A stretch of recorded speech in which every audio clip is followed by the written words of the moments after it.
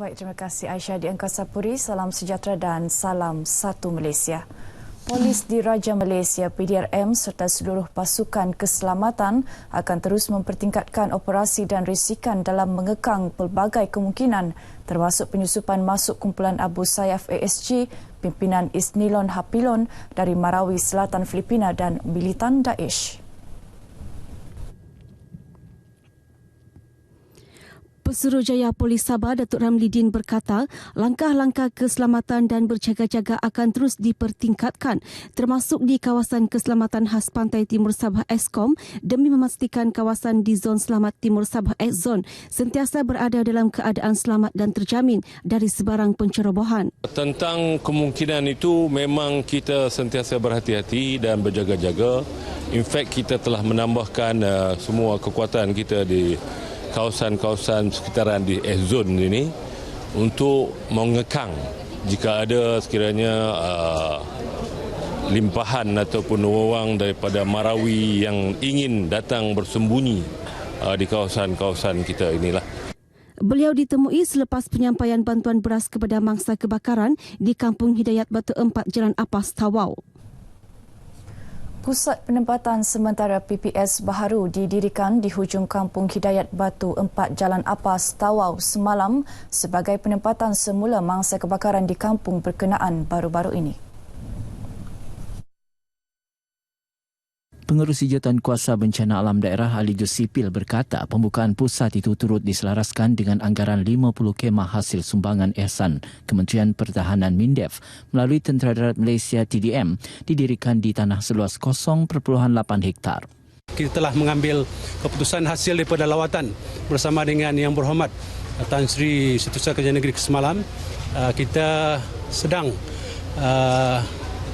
memperkemaskan satu tapak baru iaitu di hujung perkampungan ini iaitu pun berhampiran dengan kilang di hujung perkampungan yang terbakar dan sedang diusahakan untuk pembersihan pada pagi ini dan sekiranya kerja-kerja pembersihan dapat dilaksanakan pada pagi ini kita akan melaksanakan pemasangan kemah dalam jumlah yang bersesuaian. Kita akan kenal pasti betul-betul yang memerlukan.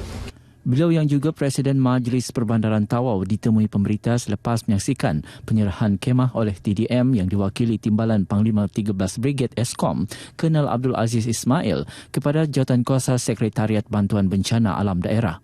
Sementara itu, Kolonel Abdul Aziz berkata 30 anggota tentera dari Kem Kukusan, Tawau terlibat membantu mangsa kebakaran tersebut bagi tugasan penyediaan makanan dan pemasangan kemah sementara.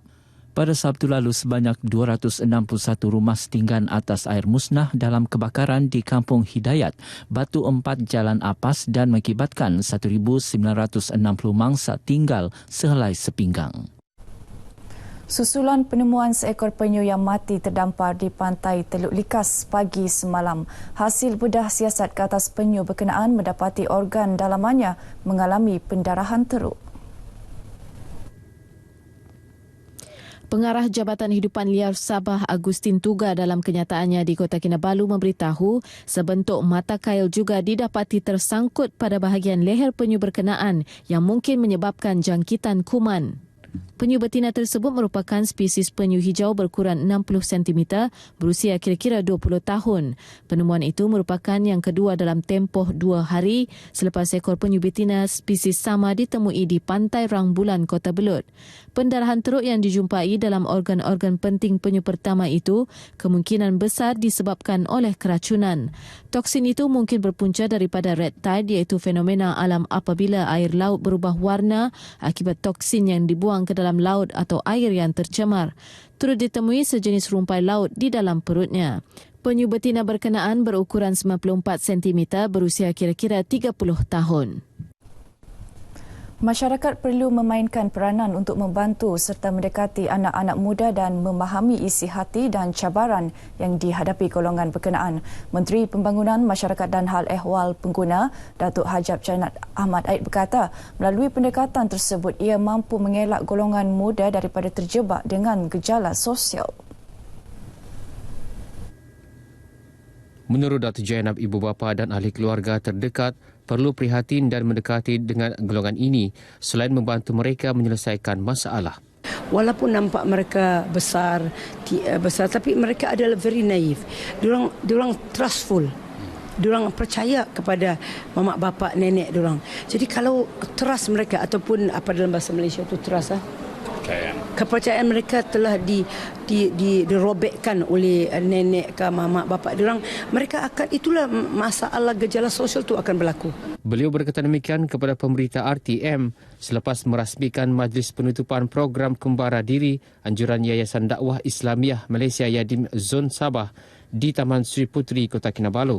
Sementara itu, Pengarah Yadim Zon Sabah Haji Samin Ongki memberitahu program kali kedua ini melibatkan penempatan fellow Muda Dakwah FMD Yadim di Pusat Pemulihan Akhlak bagi membantu para penghuni pusat tersebut mencari penyelesaian kepada cabaran yang dihadapi masa kini. Saya yakin program FMD atau Fellow Muda Dakwah Yadim ini merupakan satu idea yang cukup baik yang mampu untuk melahirkan pegawai-pegawai muda yang mempunyai pengetahuan agama dalam masa yang sama sedia untuk berbakti kepada pembangunan masyarakat. Manakala pengendali program yang juga FMD Yadim, Ustazah Nur Hazwani Hasimun memberitahu pelbagai aktiviti diadakan sepanjang program Kembara Diri ini. Saya kongsi juga tentang isu-isu semasa, fik wanita, isu semasa yang berlaku di negara-negara luar, tentang isu feminisme, penindasan orang kepada masyarakat Islam di luar sana. Seramai 18 penghuni Taman Sri Puteri, Kota Kinabalu menyertai program selama sebulan berkenaan. Universiti Malaysia Sabah UMS akan terus memberi fokus terhadap usaha melestarikan kepentingan masyarakat, alam sekitar dan pengurusan keuangan yang lebih mampan untuk jangka panjang. Ia bagi memenuhi ekspektasi Kementerian Pengajian Tinggi menjadikan UMS pilihan utama masyarakat untuk melanjutkan pengajian. Naib Chancellor UMS Profesor Dr. D. Kamarudin D. Mudin berkata, usaha berkenaan juga bagi memastikan UMS berupaya memberi perkhidmatan terbaik bukan sahaja kepada warganya, malah masyarakat keseluruhannya. Apa-apa juga yang kita buat, kita ingin menerapkan konsep ini kepada semua graduan dan juga kekitangan kita, tidak kiralah kekitangan akademik dan juga kekitangan pentadbir dan kekitangan sokongan di UMS. Beliau bercakap kepada media selepas mengadakan kunjungan hormat terhadap Yang di-Pertuan Negeri Sabah Tun Dr. Haji Johar Datuk Haji Mahiruddin di Istana Negeri Kota Kinabalu. Kunjungan bertujuan memaklumkan Tun Johar selaku Chancellor UMS mengenai pelantikan beliau sebagai Naib Chancellor yang baharu berkuat kuasa 18 Jun lalu menggantikan Profesor Datuk Dr. Muhammad Harun Abdullah.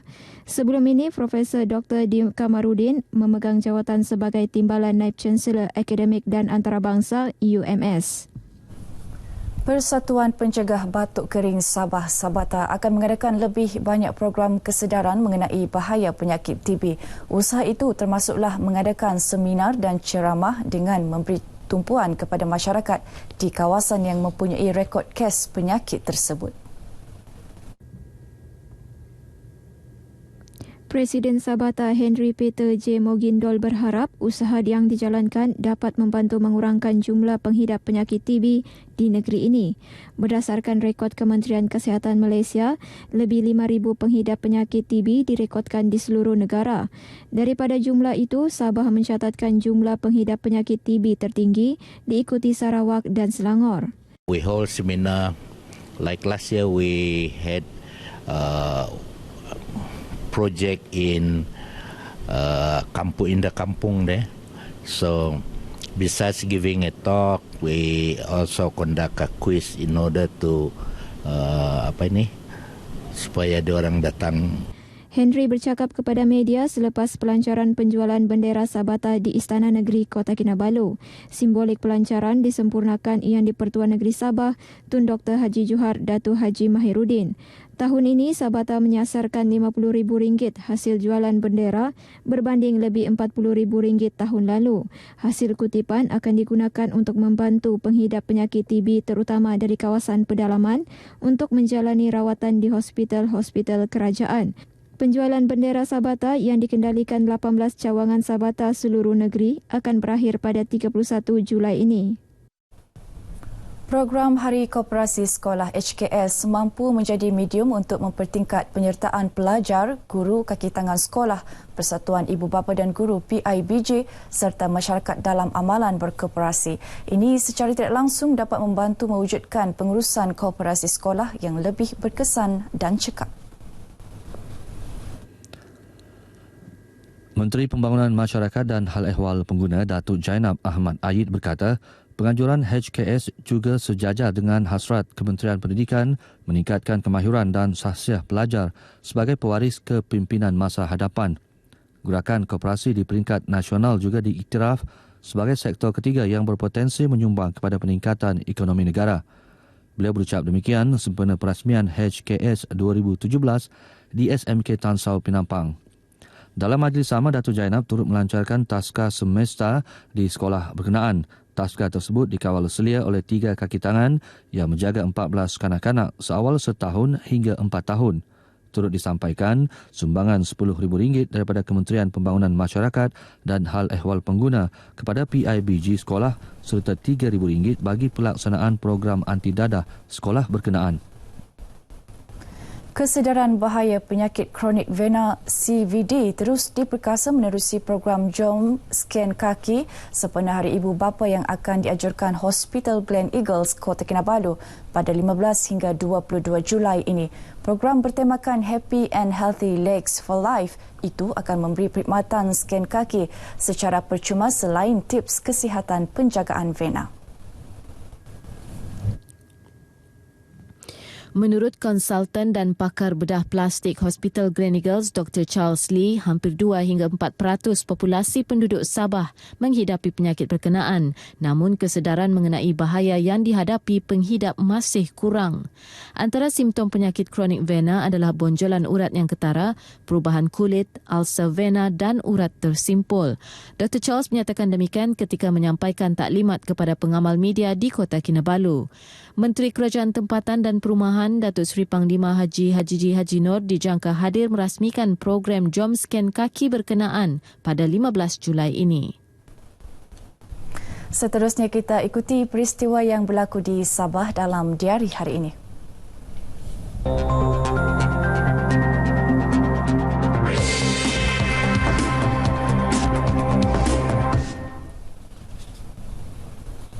Pada pukul 10 pagi ini, Majlis Sambutan Ulang Tahun Jabatan Pembangunan Sumber Manusia JPSM ke-29 akan diadakan di Hotel Tabung Haji Sembulan, Kota Kinabalu. Pada masa sama, Majlis Pelancaran Hari Agnes Keith dan program Eksotika sempena Festival Sandakan diadakan di Rumah Agnes Keith, Sandakan. Dan akhir sekali pukul 11 pagi ini, Majlis Ikrar Integriti Warga Maritim Sabah berlangsung di Pejabat Maritim Likas. Baiklah saudara, sekian berita dari Sabah pagi ini. Kita kembali kepada Aisyah di Angkasa Puri. Silakan.